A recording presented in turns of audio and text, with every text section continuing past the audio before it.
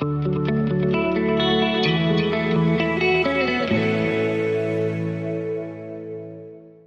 Tech on Demand podcast, brought to you by GROWERTALKS.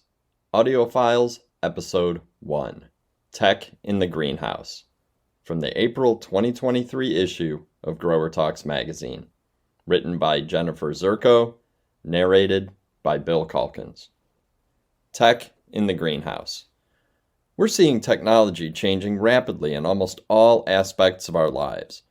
Not just in the daily devices that we use, like our laptops and smartphones, but also at places like the grocery store that are seeing more self-checkout lines, and at restaurants where you can order and pay from your phone without talking to a person or leaving your table. For technophobes who have a hard time keeping up with all this influx, it's overwhelming and daunting. But it's important to understand why these things are happening and be open to embracing the changes that help make your life easier. Most of the new tech that we're seeing boils down to one reason: lack of resources. There aren't enough servers to bring your food or enough cashiers at the grocery store, so these industries have had to figure out how to alleviate the problem while still providing those services to their customers. In the growing biz, it's no different. We're experiencing a lack of resources too, and have been for years. So it's expected that some of the technology that we're seeing in other industries to address labor shortages have made their way into the greenhouse. But if you step back, you realize that the focus hasn't just been on the lack of hands. Growers are also looking for new ways to continuously improve on quality in a shorter and shorter amount of time. What's changed? According to Greg Ellis, Vice President of Sales for Atlas Greenhouses, changes in greenhouse technology have been extensive and rapid. We've gone from traditional, passive fan and pad, or in some cases, positive pressure structures utilizing a combination of supplemental heating, cooling, and lighting, to a totally sealed plant factory requiring all inputs to be supplied artificially. He attributes the impetus of this to the cannabis and indoor vegetable growers' demands for a near-perfect growing environment. For the more traditional ornamentals greenhouse grower, many aspects of this have been positive. Greg noted that it's driven advancements in lighting, irrigation, materials handling, environmental controls, and the structure itself, allowing growers to grow better crops faster and more consistently. But he feels that some of these advancements have made growers' expectations too high. Old school guys like me look at a greenhouse as simply protection against the extremes. They're meant to work with Mother Nature, not against her, capturing the free elements that she provides, like light, water, temperature, humidity, and CO2, while maintaining a protective assurance when she gets out of hand. Greenhouses used in this manner are the true definition of sustainability, and what we in our society give so much reverence to. Tony Abbas, Strategy and Business Development on the CEA side for Prospient, said that COVID helped to ramp up a lot of new technology we're seeing coming into the greenhouse. He feels that the pandemic shifted growers' thinking, empowering them to ask for new technology to help them be better and more efficient. The needs and demands have driven innovation. I've been in this industry for almost 14 years. We haven't seen tech like what we've seen in the last 3 years ever, he said. Today's tech: automation and AI. If you're a regular goer to cultivate, you know that the booths with the fancy transplanters, seeders, and materials handling machines are always multiple people deep. There's obviously a fascination with new technology, but these new machines are meant to solve a problem, mostly the lack of labor. Less hands mean you need more help with sowing and transplanting, but it also means you have less eyes scouting for issues. Companies like IUNU are developing special cameras and sensors that can detect problems in the greenhouse before they're even seen with the human eye, allowing you to deal with them before they get out of hand. A lot of this technology is coming from other industries and sectors of agriculture that are starting to make its way into horticulture. If it wasn't for significant investments coming into controlled ag, we wouldn't be having the advancements in vertical farming and cultivation practices that we've had, said Tony. It's because of what these AI companies are doing in other industries. Look at drones. The tech's out there. They're focusing on our industry because there's opportunity here. Tony also mentioned cloud-based technologies, which a lot of growers are already using with their climate control systems, using UVC lighting to combat powdery mildew, CO2 sequestration, biomass heating, and using hydrogen to create energy is just some of the advancements that could be used in greenhouses. One thing the tech companies haven't been able to figure out yet is how to harvest indoor CEA crops at 100%. Tony said he's seen many of the new robotic fruit harvesters, but the technology is far from perfect, with them leaving a lot of fruit on the vine. Are we going to have robots do the picking soon? Maybe. A computer that controls every aspect of the growing environment from beginning to end? Yes, he said. Lighting.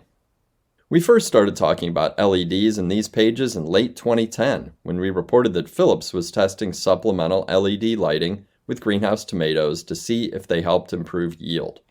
A lot has happened between then and now, with much more research and data available, more options, and the cost of LEDs more palatable to a wider range of growing operation. As it stands now, more and more flower growers are incorporating LEDs into their production, finding them very useful in the young plant stages, especially for growing seedlings and germ chambers. Advancements in LED lighting has come a long way from the early days, said Greg. Fixtures are more affordable now, and in some applications, more efficient than HPS or other traditional lighting methods. Extensive research with LED light wavelengths and the benefit it plays on individual plant species has been huge. Zachary Carr, senior greenhouse designer for GrowSpan, said they've experienced significant improvements to their LED horticultural lighting supply. Fixtures are now being manufactured domestically, with a wide range of spectrums offered depending on your application, he said. One of the things Paul Golden, commercial sales manager for Prospient, said he's seeing a lot are hybrid models where growers use checkerboard lighting. Traditional HPS lights are installed after every other LED light. The LEDs serve as your primary light source, turning on the HPS lights only during the darkest times of the winter to help supplement.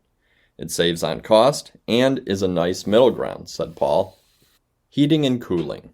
Greg said, what was old is new, only better, referring to positive pressure in the greenhouse. Another advancement that's come from the CEA side is pushing climate control companies to look at older technology and make it better.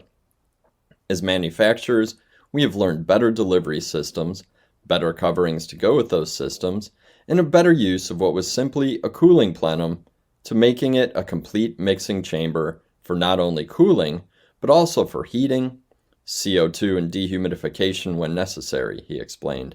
Positive pressure technology has really become the happy medium between indoor and greenhouse facilities, and we see more and more of our customers utilizing this technology. When comparing negative to positive pressure cooling technology, pulling air through a greenhouse versus pushing screened air into a greenhouse, treating that air and then releasing it gradually. The latter gives you the ability to control all aspects of the environment, but also delivers air in a much more effective and consistent level. Negative cooling in general will cool the greenhouse, but because of the delivery method, it creates a significant difference in temperature from one end of the greenhouse to the other, sometimes by as much as 7 to 10 degrees. Positive pressure reduces that differential down to 1 to 2 degrees, if not eliminating it totally, said Greg. This old and not new technology has really been a go-to method for environmental control for vegetable growers, cannabis, and many other crops when the need for consistent temperatures and disease and pest control is a priority. Growing structures. Some growers may not have been able to buy an existing facility and retrofit the greenhouses to suit their needs, but that's a thing of the past. With the expansion into other categories like indoor vegetables, cannabis, and hemp, a greenhouse is no longer just a greenhouse. You have to build to suit your exact needs and goals. Greenhouses are not universally built for a reason. It's specific to what the end use will be, said Tony. If someone wants to come in and buy a facility or take over an existing facility, you better do your due diligence. If you buy a greenhouse that's not high enough or doesn't have a screening system or venting system, which would be needed for certain crops, then you're going to have to add that, and it can be very costly. Tomorrow's tech. Skepticism is warranted, but don't let that be a barrier to change. Tony says he sees this a lot on the CEA side, especially when it comes to the sharing of information. But Paul said there's also a similar mindset in horticulture.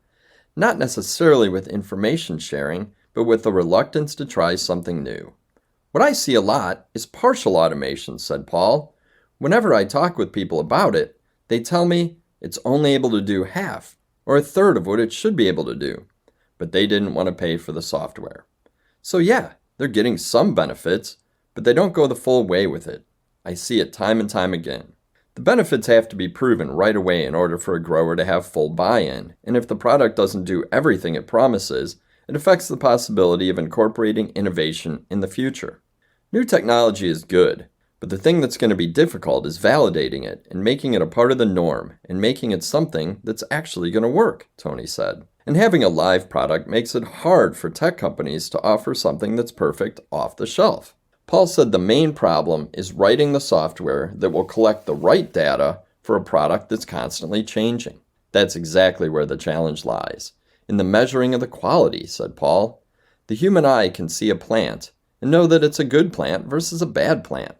But to write the software and get the sensors in place that are able to pick up on that is a different thing. It would seem that there's a long way to go before greenhouse workers can be totally replaced with a robot. So for now, you can take advantage of the innovations with regard to software that can completely control your growing environment, transplanters that can plant thousands of cuttings in a day, and sensors to detect diseases. But be open to the new stuff too, relying on your trusted vendors and peers to know the difference between what's the shiny, new tech fad and what will actually address your needs going into the future. I try and find new things, so it's fun going to shows and seeing them, said Tony. I'm a skeptic first and ask a lot of questions. I'm going to learn as much as I can about it and challenge it. But there's some pretty amazing tech out there, and I want to be in touch with it. Growers are much more in tune to what they're getting and what they're paying. They talk to each other, so giving them an opportunity to have more choice and more involvement is a big deal. It's really hard to find value adds in our industry, so bringing new ideas and some cool tech to growers shows that we're with them all the way. The end. We hope you enjoyed this episode of Audio Files from the Tech on Demand podcast, brought to you by Grower Talks. Be sure to subscribe to the podcast on your favorite app so you never miss an episode.